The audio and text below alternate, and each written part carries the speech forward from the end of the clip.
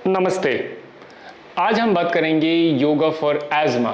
ये एज़मा या अस्थमा क्यों होता है, किस लिए हमें ब्रीदिंग में प्रॉब्लम होती है, जो साइनस की प्रॉब्लम होती है, जिन्हें माइल्ड अस्थमा की प्रॉब्लम होती है या एज़मा की प्रॉब्लम होती है। आज हम वो आसन करेंगे जिस आसन के साथ 2 ब्रीदिंग एक्सरसाइज भी करेंगे और उसे अगर आप करते हैं तो आपको आपके अस्थमा में, जिसे एज़मा भी कहते हैं इन इंग्लिश, अस्थमा में आपको फ़ायदा होगा। देखिए, जब भी हम अस्थमा की प्रॉब्लम से होते हैं, हमें ब्रीदिंग में प्रॉब्लम होती है। अस्थमा के पेशेंट होते हैं वो इन्हेलर का इस्तेमाल करते हैं, उनको पंपिंग की ज़रूरत होती है। फेफड़े में आपके लंग्स की कैपेसिटी कम होती है, जिसकी वजह से आपकी लंग्स वो एक्सपैंड नहीं कर पाता है। और अगर आप नोटिस करेंगे तो जिन्हें भी अस्थमा की शिकायत है, वे सबसे जल्दी they are the people who haves a lack of immunity. क्योंकि अगर आपकी लंग्स की कैपेसिटी अच्छी नहीं रहेगी तो आपका इम्यूनिटी वीक होगा, जिस पर आपको वायरल इफेक्ट या वायरल इन्फेक्शन बहुत जल्दी होगा। कोविड के टाइम में भी आपको पता है कि जिनकी भी लंग्स की कैपेसिटी कम थी, उन्हें इन चीज़ों का सामना करना पड़ा। तो आज वो बेसिक आसन करेंगे, 4 से 5 आसन मैं आपको बताऊंगा कि वो कौन कौन से आसन है। अगर आप इसे करेंगे तो आपको पूरा फायदा मिलेगा। देखिए, इस चीज़ का ध्यान रखें कि अस्थमा में हमेशा आप चेस्ट को ओपन करने वाले आसन करें। तो वो एक सीक्वेंस है 5 आसन का, वो मैं आपको बताता हूं कि वो कौन कौन से आसन हैं और हम बिना टाइम जाया करते हुए सीधा आसन पे चले आते हैं। सबसे पहला आसन है वो है भुजंग आसन। आपको मैट पे आराम से लेट जाना है। आप अपने पैरों को पीछे इस तरह से करके सिर्फ पेट के बल आराम से लेट गए। इस तरह से दोनों पाम को आप अपने चेस्ट के बगल में इस तरह से भी रख सकते हैं। मैं थोड़ा आगे आके आपको बताता हूं। जब भी सांस लें, सांस लेते हुए धीरे से चेस्ट को ऊपर करें। ये अगर प्रक्रिया 5 से 6 बार करेंगे तो आप पाएंगे कि आपकी लंग्स की कैपेसिटी अच्छी होने लगती है। तो हमने सांस लेते हुए ऊपर और सांस छोड़ते हुए नीचे, सांस लेते हुए ऊपर, सांस छोड़ते हुए नीचे, सांस लेते हुए हेड ऊपर, चेस्ट ऊपर। पूरी तरह से इसे ऐसे ना करें, वो गलत हो जाएगा। हम वेरी ऑर्गेनिकली हम इस आसन को कर रहे हैं। तो आराम से आप इस तरह से सांस लेते हुए और सांस छोड़ते हुए, सांस लेते हुए, सांस छोड़ते हुए, सांस लेते हुए, सांस छोड़ते हुए, हेड को नीचे करें, सांस लेते हुए चेस्ट ऊपर। जिनसे जितना हो रहा है उसे जिन्हें इतना हो रहा है वो इतना करें, जिन्हें और थोड़ा ऊपर हो रहा है यहाँ करें। जैसे भी आपकी स्थिति है उसी अनुसार करें, आपको इसका फायदा जरूर मिलेगा। ठीक है। अब जो सेकंड आसन करेंगे, ये प्रक्रिया हम कर लेंगे minimum 8 to 10 times. Now second जो प्रक्रिया रहेगी, देखिए, यहां से हाथ को धीरे से आप अपने इस तरह से थाइस के अंदर रख लें।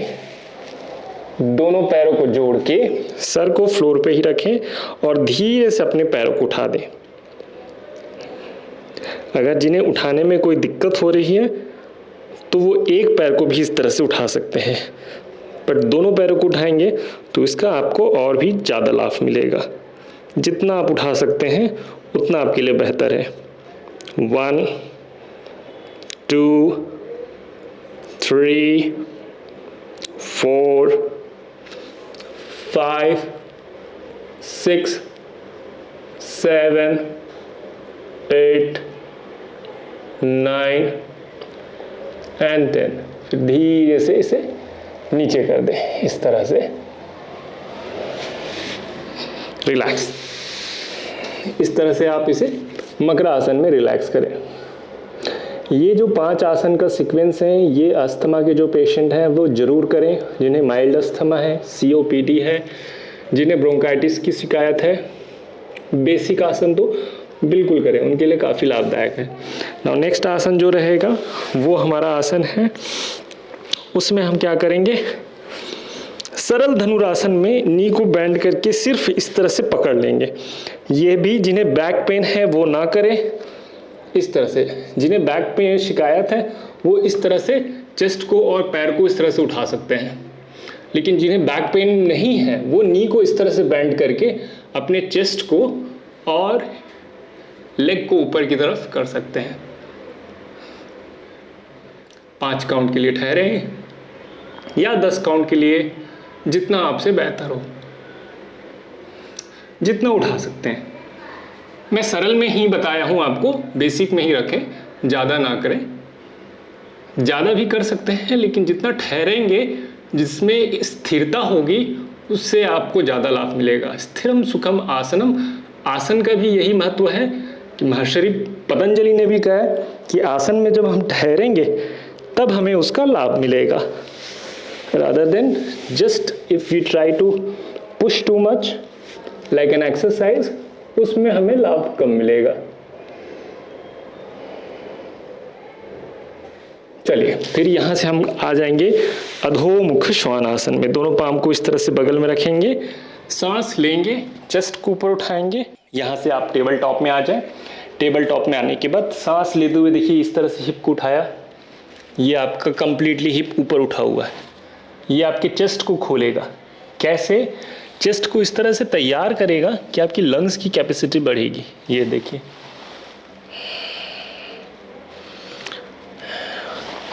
कुछ काउंट तक रहिए। 1 2 3। ये काउंटर पोज भी है जो अभी हमने बैक बेंडिंग के आसना की। 4 and 5। फिर धीरे से वापस आ जाए।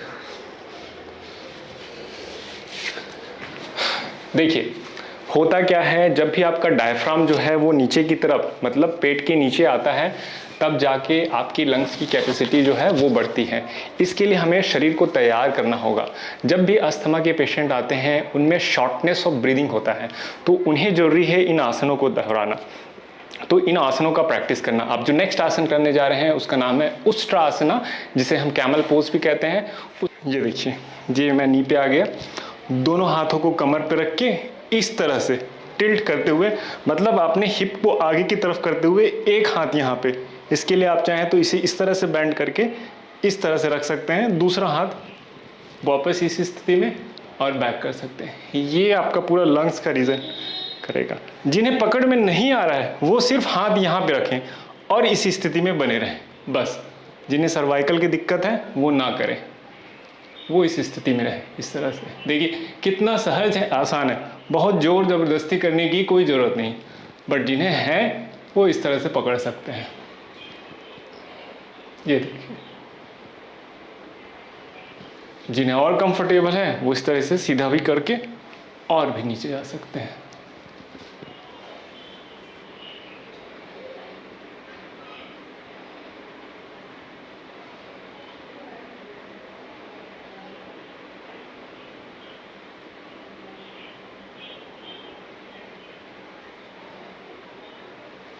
धीरे से वापस आए। कैसे वापस आना है मैं बताता हूँ। एक हाथ छोड़ें, कमर पे रखें, फिर सामने की तरफ आते हुए वापस आए और धीरे से इसका काउंटर पोज, जिसे हम बाला आसन कहते हैं, वो जरूर करें।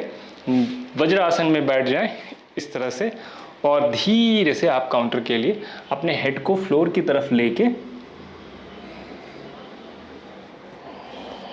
दोनों हाथों को पीछे में रखते हुए रिलैक्स करते हुए यहाँ पे रहे।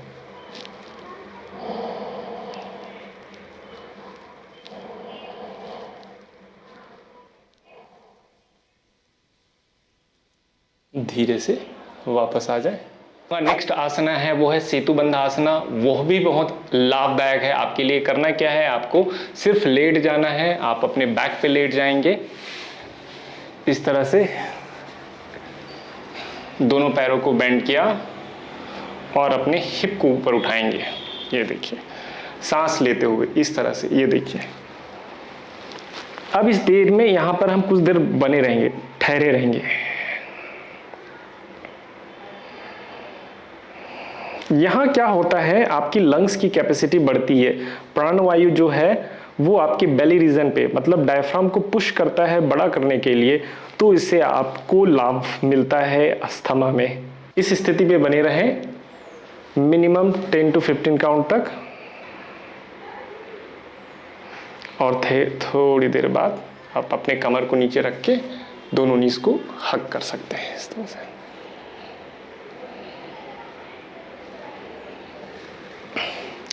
जो मैं आपको ब्रीदिंग एक्सरसाइज बताने वाला हूं वो भी इसी का सीक्वेंस है। उसमें हम वशिष्ठ प्राणायाम करते हैं। इस तरह से लेटे रहें, अपने पैरों को इस तरह से फ्लोर पे रखें, दोनों हाथों को फैला के कंफर्टेबली रखें।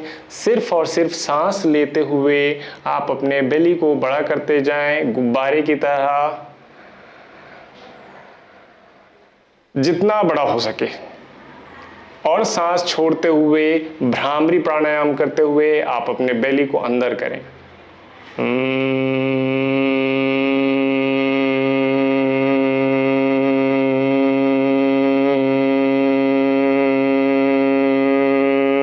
देखिए मैंने बेली अंदर किया सांस छोड़ते हुए भ्रामरी के साथ। फिर से सांस लें, आप अपने बेली को बड़ा करें गुब्बारे की तरह। देखिए सांस लेते हुए, इससे आपका डायफ्राम इंप्रूव होगा, इससे आपकी लंग्स की कैपेसिटी बढ़ेगी। ये देखिए मैंने बड़ा किया, सांस छोड़ते हुए बेली को अंदर करें।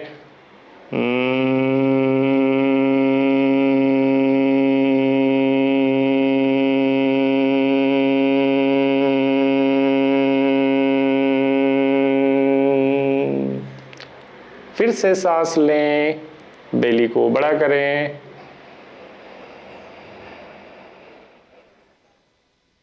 सांस छोड़ें।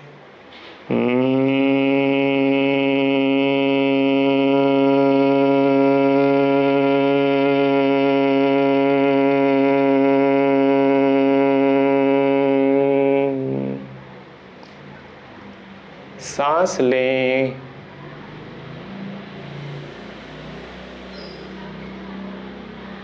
सांस छोड़ते हुए बेली अंदर भ्रामरी के साथ।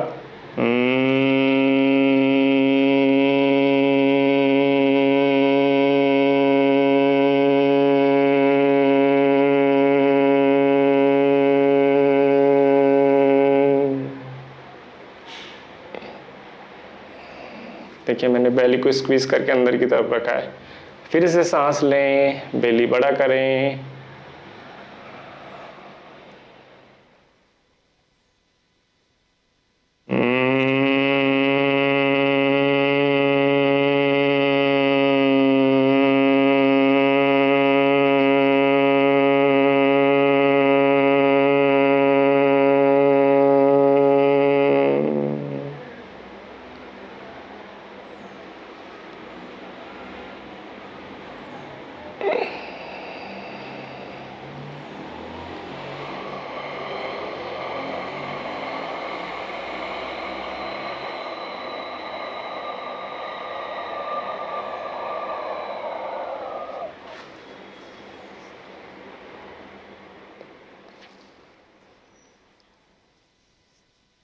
चलिए इस प्रक्रिया को आप करें कम से कम 7 से 8 बार, तब आपको इसका लाभ मिलेगा।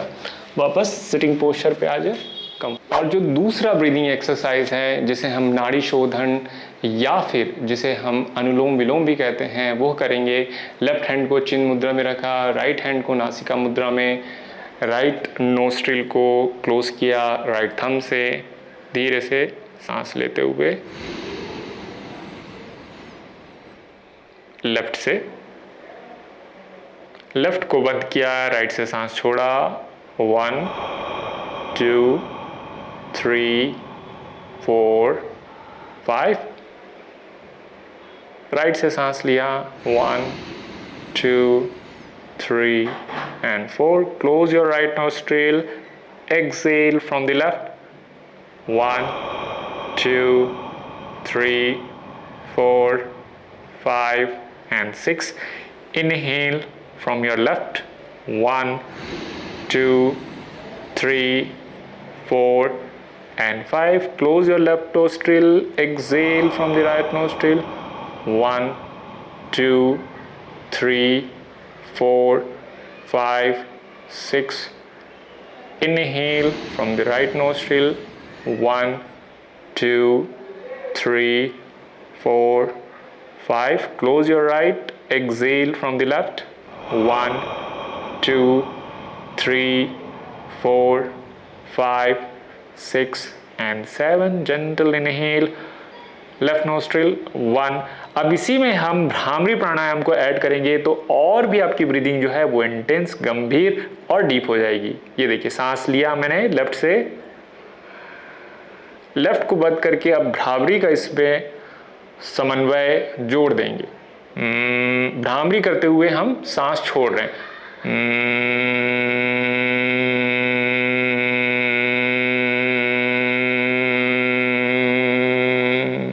फिर से राइट से सांस लिया, राइट को क्लोज किया, लेफ्ट से सांस छोड़ेंगे भ्रामरी के साथ.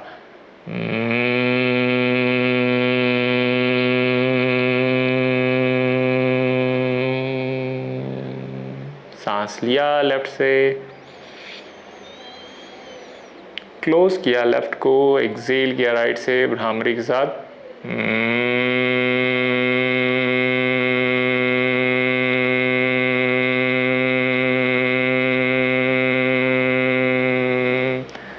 Inhale from the right,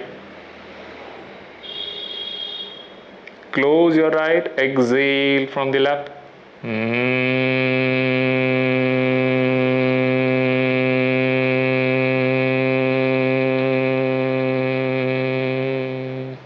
धीरे धीरे सांस लें लेफ्ट से.